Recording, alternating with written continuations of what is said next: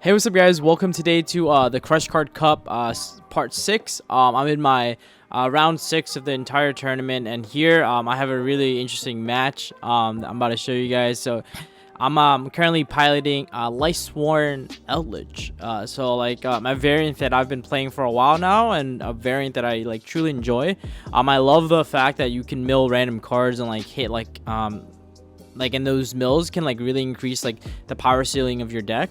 And so that's something that I find really interesting about it. Obviously this dates back to one of Patrick Hoban's theory, the fact that you can add variants to your deck. Those variants can inherently raise the ceiling of your deck exponentially. And so here I'm playing against Bill APC 250, which is super neat. He's actually piloting Pendulums. So Triff Gaming, we're coming for you, man. All right, without further ado, I'll walk you guys through this match and analysis. I win the dice roll here with scissors, so scissor gang, guys. I elect to go first, and this is my starting hand. So it's really interesting. This hand is pretty good, and I can probably get at least 2 interruptions with this hand. So the first thing I do is I always start off with charge because I want to see what my mills are, because the mills I get from charge affects my gameplay. And so I always start off with charge. So I mill 3 for cost, which is absolutely the nuts. And then I get Raiden. So Raiden is literally a mill 7, which is insane. So here I'm gonna mill 2, activate Eldlich, and search Conquistador. And then what I do here is even though I have Hakuero in the graveyard, I essentially want to guarantee that I get access to my Lord. So what I do is I use and get another interruption. It was really unfortunate that I milled a counter trap here, because I now I don't play a second one, at least in this deck. So I think this is something I want to consider bumping up into the future, especially in a Lightsworn variant, because if you mill the counter trap, it's really unfortunate. Here I wanted to end with a pop and a counter trap against a deck I don't know. So I have to settle for doing Eldlich, send my Eldlich, and then use Eldlich effect to dump another card. Here I dump another Hakuero, which is just to continue setting up. I'm gonna set 2, and at end phase I'll banish Hakuero on the red, just so I get red and Hakuero. And then the reason why I sent another Hakuero is because on my opponent's turn I can banish it and then get white and then keep playing. I think going back about it, I think I misplayed and I should have sent Conquistador and just get white right away. But regardless, I wasn't sure what he was playing, and I was kind of taking it slow. I didn't. I felt even if he did hand trap red, I was okay. But because he didn't hand trap Eldlich, which I always expected Ash to come on Eldlich or at least charge, it was really weird. Here we go to draw phase and I activate red. And here's another misplay I realized. I forgot that Raiden was supposed to mill 2 at end phase. I totally forgot. This is a play I do all the time. But because I think I was just really tilted that I banished my trap, my counter trap. So I was oh man, this is so unfortunate. And I think I tilt myself at this point in time, and that's why I didn't notice it. But I told him, oh my bad, I'm supposed to mill 2. It's mandatory. So I milled 2 right there. I don't think it affected much, but he starts off with Cerberus, and I saw it and I was oh my god, here we go again. Cerberus is really strong against this matchup because Cerb gets Jackal King gets Master Cerb, and then Master Cerb can just banish the Lord, and then if you stack enough counters on Master Cerb, it can't be popped.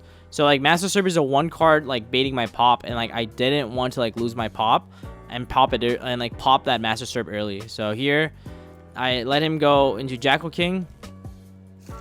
He's gonna normal summon Abductor here. It's just a sack counters, and then he's gonna go Jackal on the Abductor. So there he goes Jackal on the Abductor, and he's gonna summon the Master Cerberus. He's gonna activate Reflection, and that was fine. And at this point in time, I automatically pop Abductor, and some of you might think why didn't I pop Master Cerberus? Well, at this point in time, it was very clear that he used his normal summon first off, so that means that if he's playing the Spellbook engine, that means the Spellbook engine is dead for him.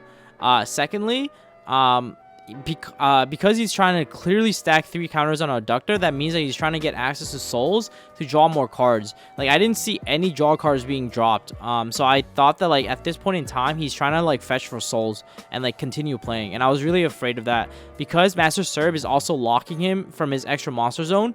So, like, if he gets those souls, right, then he'll just, like, make a Link 2, like, the Daybreaker, and start picking apart my board and probably killing me. So here I pop Abductor, so he's has to link off the Master Serb somehow, and but then he has to, like, play Gravity Controller.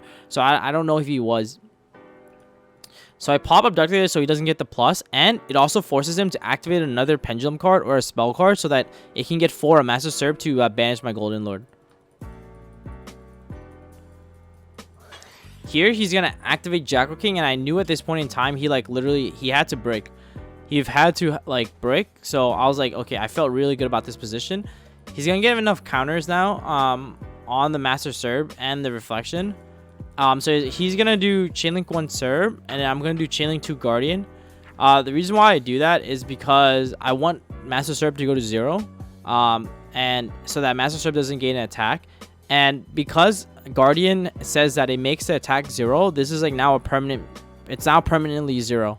So Cerberus is, like, permanently 0, and, like, we had, like, a ruling discussion, so we, like, both looked into it, and we found that, like, it's a one-time modulation versus something that's continuous. Like, it's continuously making it 0. It's not like attack becomes, it's like make attack 0. So at this point Serb is 0, and then this is actually gonna come up and actually save me game 1. He's going to go activate Spell Power Mastery to get his counters. So he's going to get the 3 counters on Reflection and then get 2 counters on Serb. And at this point in time, I was really afraid because now that means that he's going to use Reflection Effect to summon the Endymion.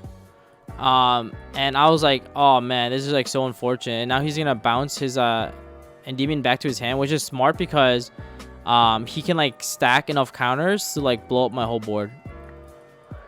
So he's going to activate Endymion, and now because Reflection bounced the Endymion, it gets 1 counter because whatever it bounced, it gains that many counters. So because it bounced his own card that had 1 counter, it gains +1. And then Master Serb gets 2 from a spell activation. And then here, he's just going to resolve Big Endymion and just blow my whole board up. So I was like, oh man. I thought I was just going to 100% lose here, but thankfully Guardian is going to help me here. So he's like thinking about his plays, and he just goes to battle phase and just attacks, which is, like, totally fine.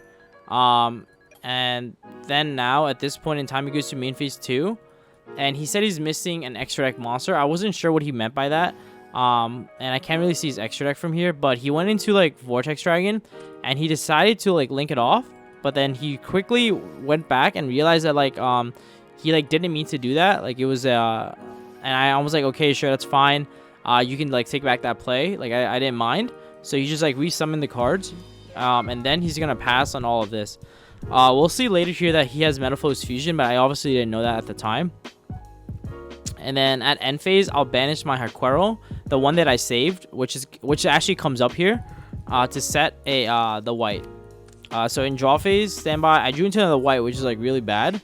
But what I'm going to do here is I'm going to set this white and then use Lord Effect to essentially add it to my hand but not special summon, and then I'm gonna use Lord and send the back row. The reason why I do this is because I thought that he had another Spell Power Mastery, because like, if he set this card, right, like, there's the only reason that he set this is because he couldn't have activated. Like, you wouldn't hold a spell card, especially in a matchup like mine where, like, you literally just want to kill me. So I assume that he had a second Spell Power Mastery just because it's a hard once per turn. And there it is. I sent a Metalfoes Fusion. I was like, are you serious? Who plays that card? I was, like, so shook. I was so confused, and I was like, I literally just negged just to, like, get rid of that card. I felt so bad. Here, I'm going to banish 2 just so I get double Conquistador because I don't have anything else left. And then I show him that I double set Conquistador. And then at this point in time, I'm going to banish both of them to get red and to get white. And then I just passed my turn. I knew that he couldn't get over a 2800 defense, at least with the current state. And even if he made Vortex can only bounce attack position monsters. And so here he's going to draw 2, which was really intimidating. But we'll find out that he would draw 2 bricks, which is Time Gazer and Spell Book of Knowledge, which is really bad.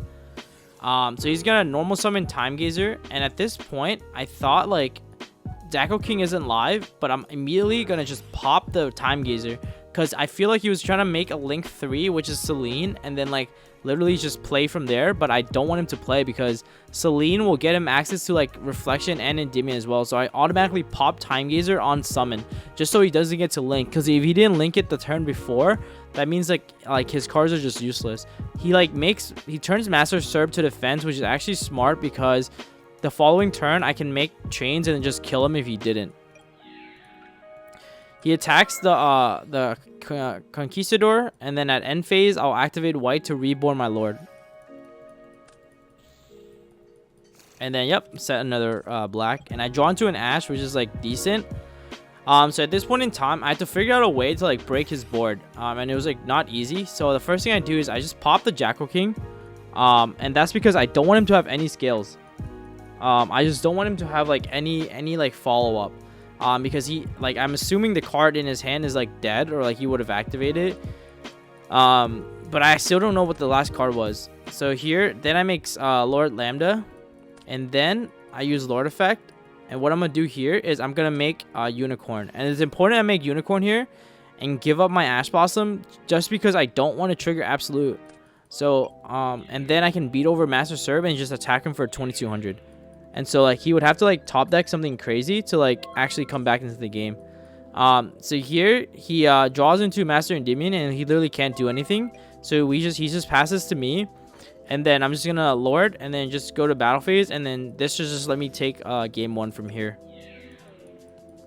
So that's pretty much it for game 1. Game 2, he decides to make me go first again, and I literally called it when I was streaming this. I'm like, yo, what are the odds he actually makes me go first? As you can see here, I drew pretty decent, but because I had like the spear mode. But so I'm gonna start off with charge, and I had the most insane mills off of charge, and this is what I meant by adding that variance. See, as you can see here, by milling the Lord, I can then get 2 interruptions instead of 1. So now I can use Lord effect, summon back Lord, and then red will get me another interruption. So here I'm just literally just gonna set like 2, and I don't overcommit because I wanted to save this as a follow-up. Because white isn't going to really do much for me here at this instance in time. But I decided because I milled 2 at end phase, I can like overextend because I also have a counter trap. So I was like, whatever, that's fine. Because after I counter trap, I can just white bring it back. So I automatically shotgun it to summon another Lord because I didn't want to get Denko'd. If I get Denko'd, I just accepted my fate that I was going to basically die. So I had to shotgun red there just so I have another body to protect myself. He's going to upstart here. And then shotgun Cosmic Cyclone on the Forever. The reason why I counter trap and then gave up my Lord against the Cosmic Cyclone is I didn't want him to gain a counter. That was like my big brain like moment where I'm like, I could have just let this get banished, but I didn't want him to get a counter for Cosmic Cyclone on the Reflection. So he had to like commit to more cards to get those 3 counters. So I was like, okay, I'm just gonna negate that. And then on Chronograph, I was just gonna pop the Chronographs, or I'm sorry, pop the Reflection, because I didn't want him to pen summon, and I basically made his efforts in stacking counters on Reflection effectively dead. And at this point in time, he had another one, which was so sickening, but that was fine. This was part of the game. And then he summoned Souls. He's going to use Souls to get Time Gazer. And then at here, he's going to go Crowley. I assumed that his hand was not great. And like I looked at his extra deck, and like his extra deck wasn't that great either. So at this point in time, I'm just going to Ash Crowley because I didn't want him to keep plussing. Yeah, so at this point in time, he needs to have a high scale or else he like cannot play. And like even if he did have the high scale, like I looked at his extra deck like I said before, and the only thing he can pen summon is Chronograph and Reflection. So there wasn't much like that he could do at this point in time. And so I like felt really comfortable ashing Crowley here because I didn't want him to draw more cards and see more side deck cards. Like I just didn't want that to happen. And also if you like just paid attention, he like has not normal summoned. So if he like draws cards and like draws in Denko or like another blowout card, like it would just be very, very unfortunate. So at this point, like we're gonna see pretty closely that he does have the scale 8. And so right there, he's gonna essentially just pen summon out the Reflection and the Chronograph like I predicted.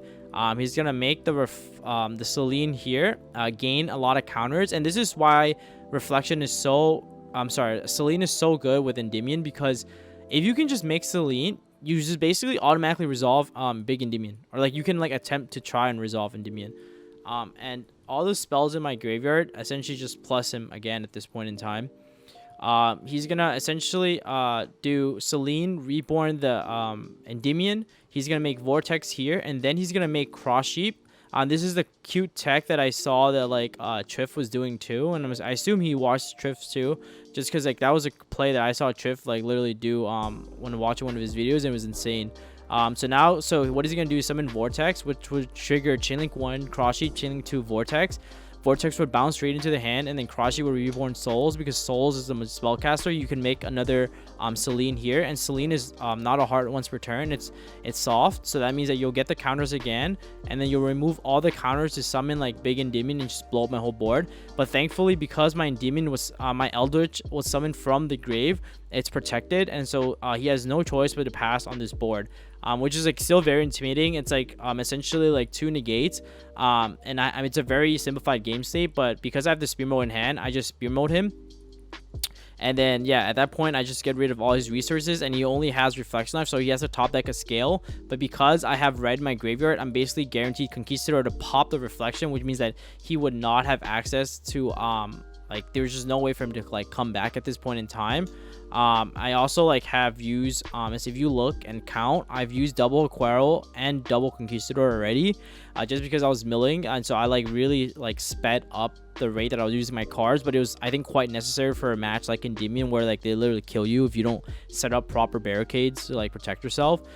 So at this point I spear mode him, and I try to banish white, but I can't. I can only banish red. I don't have any more lands to resolve, and so I normal summon Radiant here, but this is technically an illegal play. Like I wasn't supposed to be able to do this, but you'll find out that like it actually doesn't matter. But that was definitely a misplay on my part, because I already normal summon spear mode, because I'm just gonna pass. Like I can't really do anything else on here. I'm just gonna obviously like pass with like the 2 sets, but at this point, like whatever he top decks, essentially it's gonna pop. As you can see, the Raiden didn't like matter. Like the mills were like pretty much dead. It like didn't help at all. He's gonna get the spellbook, and then he's gonna search knowledge. After he searches knowledge, I'm just gonna chain to pop the blue boy, because it's not cost to send, which means that like if I pop the blue boy, then knowledge doesn't resolve for him to draw cards. And at this point I pop it, and he's just gonna concede right there, because there's no other play he has. Yeah, overall this was a really good match. Pendulum is one of the hardest matchup for Eldlich, and like I think that he just didn't draw that well. That's why that I was able to like stop him with like minimal interruption. But I also, because I think thankfully because I used to play the Pendulum deck, I know like a lot of the choke points of the deck, and so that because I was able to hit it right at the choke point, then I was able to like not let him progress his game state a lot further than mine, which I think let me win the game. I definitely made, like I said, 2 misplays with Raiden. Like first one being that I forgot to mill at end phase, and the second one being normal summoning even though I already normal summon. I think like that was just like me playing very fast, like and I was also on being on stream, like I was actually talking to my viewers at the same time, and so this was like I think that if I was more focused, I wouldn't have made those misplays. But thankfully like it didn't change the game state that much at all, and the mills like didn't change anything. But overall, I think this was a really good match. And guys, if you enjoyed this crush card round, please let me know your comments in the comment section below, and hit that subscribe button, and it really helped me so much. And yeah, guys, my next opponent is actually Pascal Kim, so I'm like super like excited to play him. He's a YCS champion, so like he's a really good player. And he also like streams on Twitch, so that's like also like really neat. I kind of met him through like streaming actually. But yeah, guys, stay tuned for the next round, and I'll see you guys in the next one. Peace.